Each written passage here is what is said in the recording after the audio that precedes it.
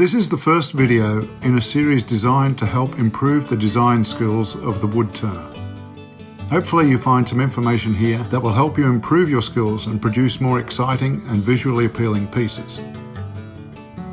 This video is about the parabola, which is a curved line belonging to a family of curved lines known as conic sections, which are the types of curve you can get from slicing a cone in various directions.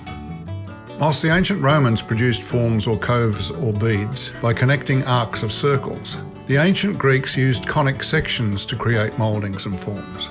These Greek forms are largely regarded as more varied and graceful, so I'm going to target those in this video.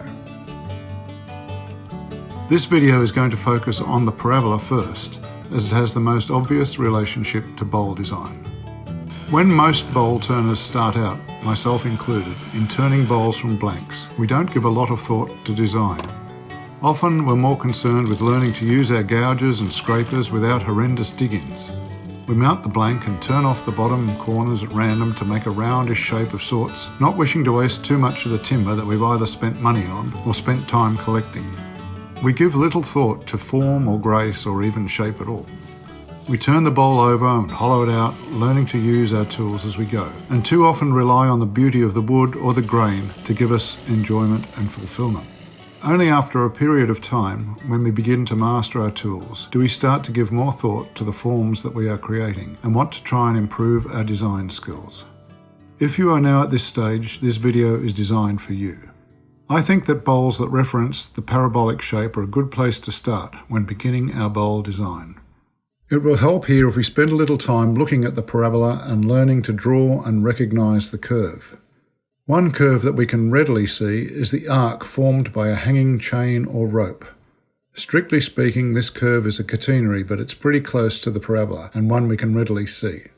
You can also find graphing software online that will graph equations for you. For the mathematically inclined, you can simply plot the graph of y equals x squared. You can alter the width of the curve by changing the coefficient of x squared. Fractional coefficients will make it wider, larger coefficients will make it narrower. You can use the parabolic shape in many different ways in the design of a bowl. Here's one of the most obvious. The curve of the bowl is a shallow parabola, nicely elevated by the foot. This is always a pleasing shape and a functional design. It never ceases to amaze me how the physics of a bowl allow so much to be held up on such a small base. But I guess that's one of the first functions of a bowl, is to stop stuff from going all over the place.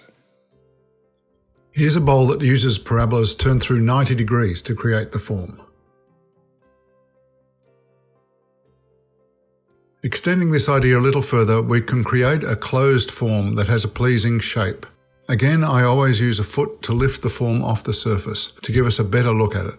Plus, the foot gives us another place to add decoration. It's always great when someone lifts up your piece and turns it over and says, "Wow." Oh, wow. You can draw parabolas in a number of different ways if you want to sketch some out, and I highly recommend doing this in order to help you visualize the curves we are trying to achieve whilst turning. I use graph paper a lot when designing, as it's easy to create a scale and it helps keep everything in a sketch square and in proportion. Here's one method to draw a sideways parabola. Firstly, divide a corner into a number of equal segments in both directions. Notice that I've used a slightly wider scale horizontally than vertically. In this instance, I've used 5 segments. I've numbered each segment vertically and horizontally. Now I rule a line between number 5 on the vertical axis with 1 on the horizontal axis, then from 5 on the vertical to 2 on the horizontal, and so on, until you have joined 5 to 5. Now come out horizontally from each of the numbers on the vertical axis and find the intersection points with your diagonal lines, as you can see in the video. These points define your parabola. Now the trick in drawing the curve is to turn the paper so that you are drawing in the natural arc of your hand. It's a lot easier to get a nice smooth curve this way. Notice that the curve straightens out towards both ends. In fact, it almost becomes a straight line. Join these points and you have a beautiful half parabola. This would make an excellent outside profile for a bowl or a beading.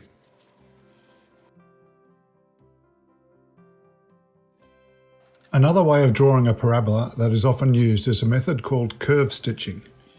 With curve stitching, we start with a similar corner to the last example, with equal number of sections horizontally and vertically as before. To complete the curve, we join 5 to 1, then 4 to 2, 3 to 3, and so on to complete the curve.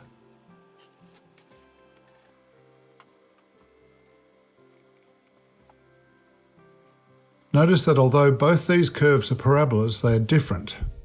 The curve stitched one starts out tangent to the base, whereas the left-hand curve rises from the base at an angle.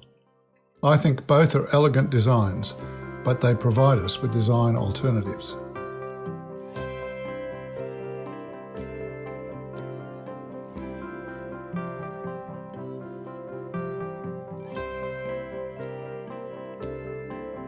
We can also blend parabolas to give us compound curves. These curves can meet tangentially or at an angle. When they meet tangentially in opposite directions, we get an ogee curve. If we know the proportions of our blank, then we can use the first method of drawing the parabola, only sideways. Here's an example of a blank that measures 16 units wide by 4 units high. Firstly, join the 4 units diagonally to the centre.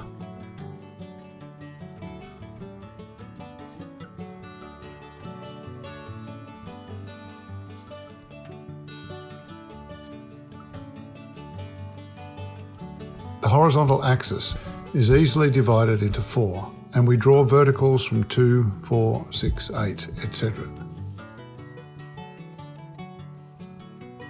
Where these meet the diagonals are our plotting points.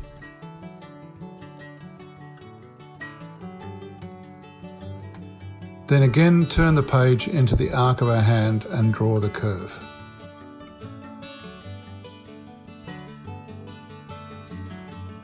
We have a beautiful, bold design.